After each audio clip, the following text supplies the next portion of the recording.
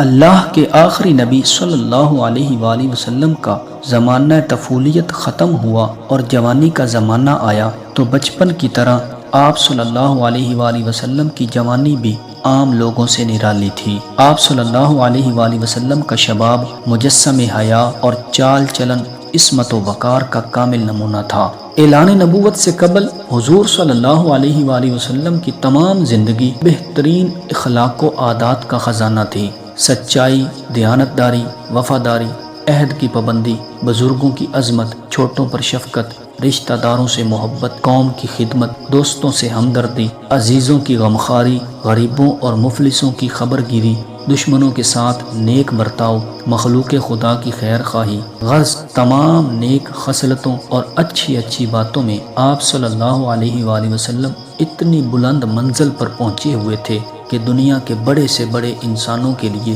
وہاں تک رسائی تو کیا، اس کا تصور بھی ممکن نہیں ہے۔ کم بولنا، فضول باتوں سے نفرت کرنا، خندہ پیشانی اور خوش روئی کے ساتھ دوستوں اور دشمنوں سے ملنا، ہر معاملے میں سادگی اور صفائی کے ساتھ بات کرنا حضور صلی اللہ علیہ وآلہ وسلم کا خاص شیوا تھا۔ حرص، طمع، دغا، فریب، جھوٹ، شراب خوری، بدکاری، ناچ گانا، لوٹ مار، چوری، فحش گوئی، یہ تمام بری عادتیں اور مذموم خصلتیں جو زمانہ جاہلیت میں گویا ہر بچے کے خمیر میں ہوتی تھیں، حضور صلی اللہ علیہ وآلہ وسلم کی ذات گرامی ان تمام عیوب و نقائص سے پاک صاف رہی۔ آپ صلی اللہ علیہ وآلہ وسلم کی راست بازی اور امانت و دیانت کا پورے عرب میں شہرہ تھا، اور مکہ کے ہر چھوٹے بڑے کے دلوں میں آپ صلی اللہ علیہ وآلہ وسلم کے برگزیدہ اخلاق کا اعتبار اور سب کی نظروں میں آپ صلی اللہ علیہ وآلہ وسلم کا ایک خاص وقار تھا۔ بچپن سے تقریباً 40 برس کی عمر شریف ہو گئی، لیکن زمانہ جاہلیت کے ماحول میں رہنے کے باوجود تمام مشرکانہ رسوم اور جاہلانہ اطوار سے ہمیشہ آپ صلی اللہ علیہ وآلہ وسلم کا دامن عصمت پاک ہی رہا۔ مکہ شرک و بت پرستی کا سب سے بڑا مرکز تھا۔ خود خانہ کعبہ میں 360 بتوں کی پوجا ہوتی تھی۔ آپ صلی اللہ علیہ وآلہ وسلم کے خاندان والے ہی کعبہ کے متولی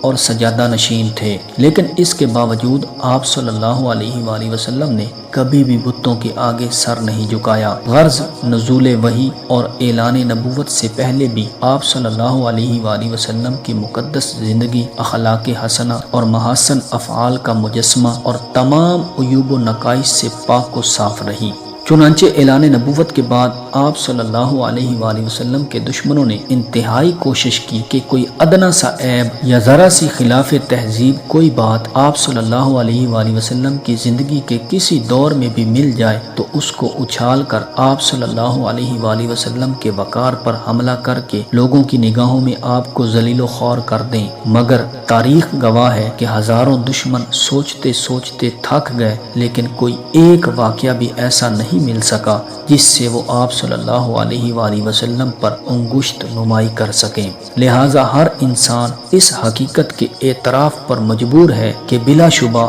حضور صلی اللہ علیہ وآلہ وسلم کا کردار انسانیت کا ایک ایسا محیر العقل اور غیر معمولی کردار ہے جو نبی علیہ السلام کے سوا کسی دوسرے کے لیے ممکن ہی نہیں ہے۔ یہی وجہ ہے کہ اعلان نبوت کے بعد سعید روحی آپ صلی اللہ علیہ وآلہ وسلم کا کلمہ پڑھ کر تن من دھن کے ساتھ اس طرح آپ صلی اللہ علیہ وآلہ وسلم پر قربان ہونے لگی کہ ان کی جان نثاریوں کو دیکھ کر شمع کے پروانوں نے جان نثاری کا سبق سیکھا، اور حقیقت شناس لوگ فرط عقیدت سے